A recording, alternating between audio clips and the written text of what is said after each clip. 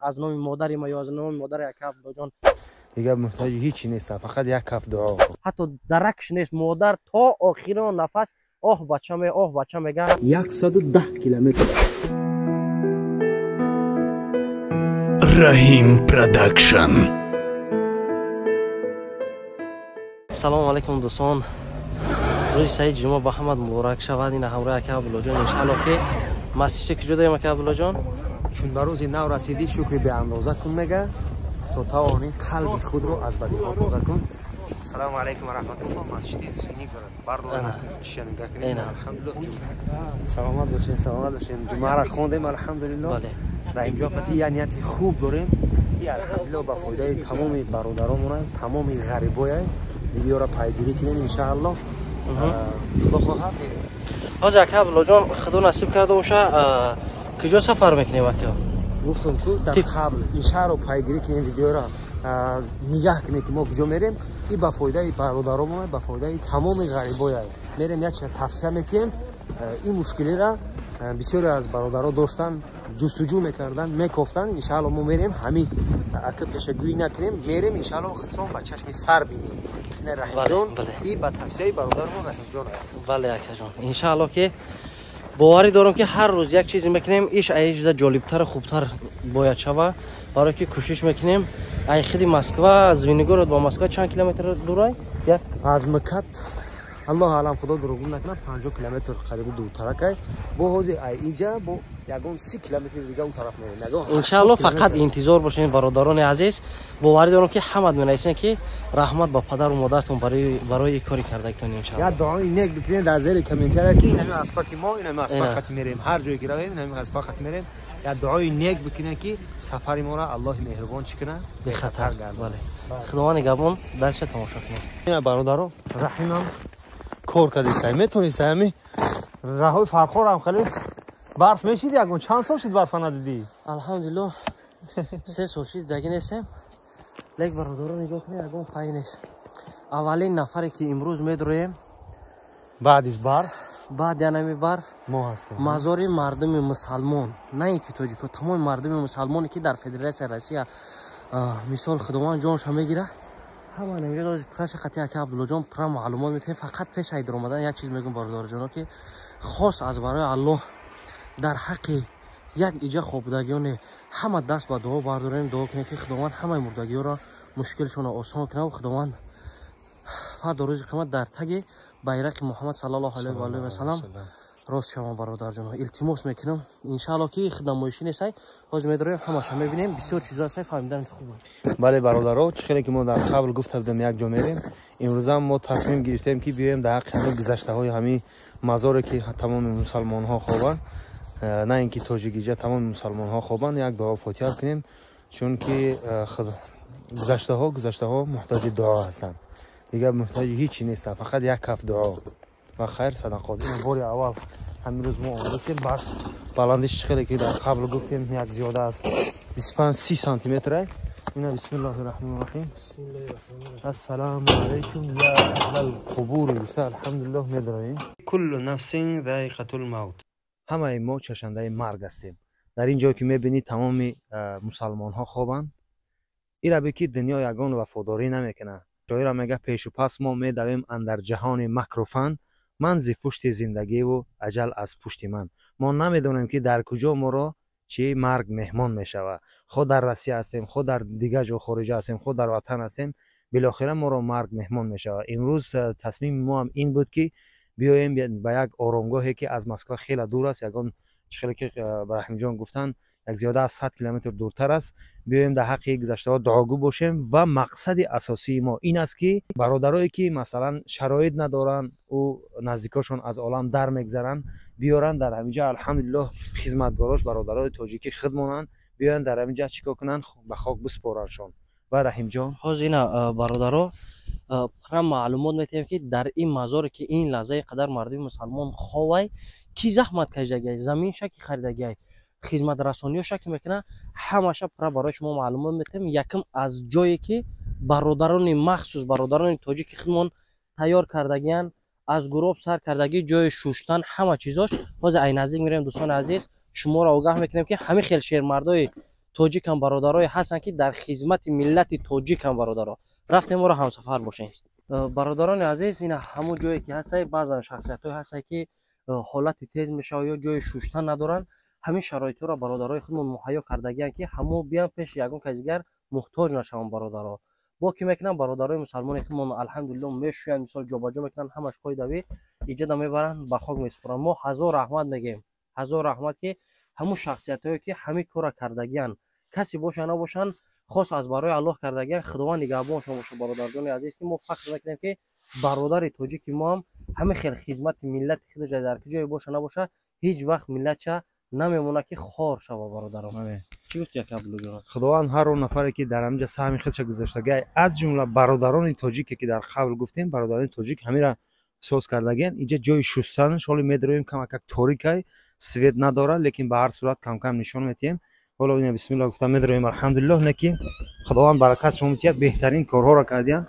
این اینجا دو تا استول اینا استولکو ایرا میبینین، این اینجا الحمدلله جای شستن شه مایت هم میشون اینجا و الحمدلله این اینجا میمونن و اینجا گرفته بعد اینجا میشون شه.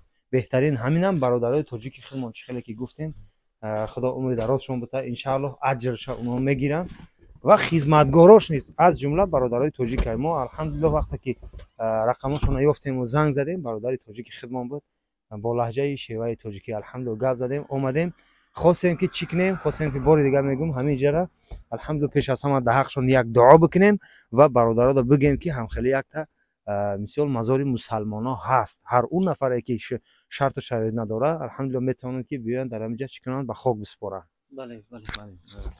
بله برادر جان، حوض میداره میگن که هر اون کس که اول قدم میمونه با مزار با همین جای کسی یا با نزدیکیش میگذره، حتما باید در حق همین گذشتگان یک دعا کنه. هر اون کس که میدونه در همینجا مزار هست، با هم خاطر ما در جامعه همین نفرانی که در همینجا خواب رفتگان ان شاء الله حوض امروز یک عبدالله جان در حق یک دعای خیر میکنیم ان شاء الله که با دوام برنامه را ان شاء الله که باز دوام میدیم. بله. أعوذ بالله من الشيطان الرجيم بسم الله الرحمن الرحيم الرحمن علم القرآن خلق الإنسان علمه البيان الشمس والقمر بحسبان والنجم والشجر يسجدان سبحان ربك رب العزة عما يصفون وسلام على المرسلين والحمد لله رب العالمين. بخشیدیم آیات‌های کلام ربانی را اولا بر رضاگی حق سبحانه و تعالی جل جلاله احد، خصوصا به روح پرفتوح مطهر منوال حضرت رسالتنا محمد مصطفی صلی الله علیه و سلم، خلفای راشدین، تبع تابعین، جمیع مجتهدین، خصوصا با امام اعظم کوفی صوفی رحمت الله علیه، پدران مادران، خصوصا با جمیع گذشتگان این منزل و مکان. خدای بزرگم غریقه رحمت و شایسته جنت قبرشان را پر و روحشان را شاد بگردان. ربنا آتنا في الدنيا حسنة وفي الآخرة حسنة وقنا عذاب النار برحمتك يا أرحم الراحمين. إن الحمد لله که رحیم جان بوار که میگه که ای دل تو چرا در این جهان بیخبری، شبهان دراز در طلب سیم و زری، از مال جهان نصیب تو یک کفن است، آن هم که گمان است که بری یا نبری. بله. این رو که میفهمیم بعضی ها در آب برده، بعضی ها در دشت بیابان مرده، لااقل نصیبشون یک کفن هم نمیکنن. این همیایی که خوبن که میبینی، این همیان با مثل ما و تو چی؟ یک روز آرزو داشتن که یک روز سفر بکنن، اما صد افسوس که مرگ امروز اینها را به اینجا آورده. بله که عبدالله جان درست گفتی. یک چیز برادران که هر گاهی که در یک جای یک مرده میشوه، یک صدمه میشوه، یک پیش قبرستان میگذری، بعد مرگ در یادت میزنه. وقتی که یک کس میبینی بندگی کردگی بسیار شخصیت هایی که بعد بالای جای نماز میبرن توبه و صدق، برادرها شاید که بسیار همیان تا حال 50% انمو ارزوی داشتن که عملی نشید. عملی نشید برادرها. لیکن در این دنیا چی میمونه؟ هر یک کسی که بی اگر همین شخص بشناسه میگه ماشاءالله خداوند جوش جنت کنه، بهترین انسان بود برادرها. این دنیا با مانند که یک سوپرمارکت میدروی همه چیز خریداری میکنی یگان کس کار نداره وقتی که پیش کسا میای کوه میگه از وچکر گذرونده بتون نکجان که این جواب سوال همین دنیایی است که در نزد الله مهربان یک خاص به اجازت ایجا وجا نمیروه. برادران عزیز ما بنده ایم خطاکاریم یکی الله مهربان میگیم خداوند هممون هدایت کنه ببخشه بعضن چیزهایی هست که شاید ما یگان خطاگی کنیم بگو برادرم نمری مرا داری نمری اکا عبدالله را داری زنگ بزن بگو برادر جان کاری تا همجاش همین خیلی کمتر همین خیلی کردن در کار من خاکی پای شما میشم برادرها لیک بعضی به دلیل به فکت در کامنتر میدارین یک گپای میزنین از نام مادر ما یا از نام مادر اکا عبدالله جان یا از نام خواهر ما برادر جان این نوعی کاری مردکی نیست اینا عاقبت هممون میم همین نور هم نگاه کنه که از وطن چقدر دور درجه خوابن چقدر دور خوابن هر کس هم نصیب نمیکنه در وطن مردن در وطن بردن برادر جانا اینها هم خدا را شکر میگم که خاک نصیب شدن یک خیلیش به گور نشان و به یگان چیزی که حتی درکش نیست مادر تا آخرین نفس بچه میگه حداقل به خاک میسپردم دلم آرام میگیره. افسوس که متاسفانه امروزها به قدر یکدیگر نمیرسیم همون مهر و محبت کم شده است متاسفانه هست لیکن کم شده است. بیاید در زندگی به قدر یکدیگر برسیم در زندگی احترام یکدیگر را به جا بیاریم در زندگی دست یکدیگر را بگیریم. امروزه کار ما هم خودنمایشی نیست برادر جانا مقصد اساسی ما این است که اینمی مزار را نشان دهیم همون نفرهایی که مثلا ندارن مشکلشون آسان شود بیارن همینجا در خاک بسپارن. شاید نفرهایی هستن که 20 ساله ها 30 ساله ها همینجا آمده زندگی میکنن تمام خش و تباراش قطعی اما نمیدونن که یک مزار تاجیکا مسلمان ها باشه یک مزار مسلمان ها باشه آورده در همینجا دفنش بکنیم و چی و هر گاه اومده در حقش در سر مزارش دعا بکنیم. باری دیگه میگم در یگان نقصان شده باشه در نوار ما یگان جوش اگر از روی تکبری شده باشه پیش از همه الله ما را ببخشه و دعا بکنن که انشاءالله که ما را در راه راست باز هم هدایت بکنه. اکا عبدالله جان پیشکا تگریان که اینا واقعی یخ کردیم اینا باس کو بزا دکان اینجا چند کیلومتر دور مونه که دکان میره میگی دکان خود Алиса улица Братславская 6 Показываю варианты. نواز یک دقیقه نگاه کن 2 ساعت 37 минут نشان دو بیسته انا که کیلومترش انشاءالله میبینیم 110 کیلومتر 110 کیلومتر انا برادران عزیز ما و ریگا قطعی همجا راست حال میبرویم راست براتسلافسکای 6 میریم انشاءالله ما زیادت شو اینجا میریم با خیر کمک دیگه صحبت میکنیم قطعی برادر انشاءالله خیر خش در دکان میکنیم به خاطر که 15 گذشت امروز 16 آیا بله با انشاءالله برادران میگیم که ای 16 تا 30 چی توفه ها انشاءالله که هر اون نفر که میبیاد چی توفه ها آماده کردیم الحمدلله برای شما میگیم و همون جدا انشاءالله با شما خیر خوش میکنیم نوارا انشاءالله که محکم میکنیم این بهتره شده من تو گورا نکشتر اینجا یا برو در همون توفه ها رو گپ زنی توفه ها چی بهترین چی ایده داریم خاک بلوجون قرآن گفتیم موشینکا گفتیم انشاءالله که همه شموندیم بیا میدونی چی کار بکنیم بچگان یک فکر دستم اومد یکم ای تشنگی یک آبی زمزم کنم معلم جان اینا آب زمزم انا بنیت شفا میخوام میگن یک قطرش برای یک بار کفایه انا که دویمش هم میگم برادر خب دویمش یک تا تسبیح فسفر نه اینا میره الحمدلله ما میگم ای ماشاءالله میگن ذکر میکنن دو تا اگر نه سیم میدونی چی را میمونی وقت جان در نورات گپ میزنی توقیوی موه ستوره داره کو ای انا مو میمونه سیمش توقیوی موه ستوره یک تا ایم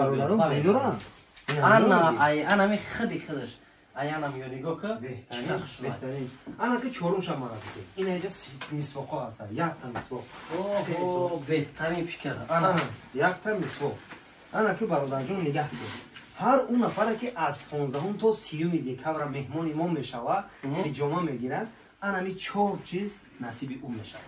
بله برادر جون یک چیز واسه هر یک شما برسونم دوستان عزیز سبب رکلام کردن ما در یک برادر جان عزیز که هر اون جایی که ما در برنامه امروز یک برادر جان قدم میگذاریم این با همه با سرپرستی یعنی مرکز خدمت رسانی زیارت شاب میشه دوستان عزیز. راست خدای ما را بگیم میخکا گواریا همین زیارت شاب میپوشونند با هم خاطر دستگیری شما پیشروی کاری ما بله برادران با همین خاطر یه لایک ما برادر جانم نوارا با دوستا با رفیقات پنگ که انشالله که بهترین کار میشه. انشالله از همین روز تا سیما هر کسی که میبینه مرحمت اینا 4 تا تحفه. بله ما در همینجا نمیریم. حاجی زنگ بزن بخیر بیا برادرم ما انتظاری هر یکی شما. سلام علیکم و رحمت الله.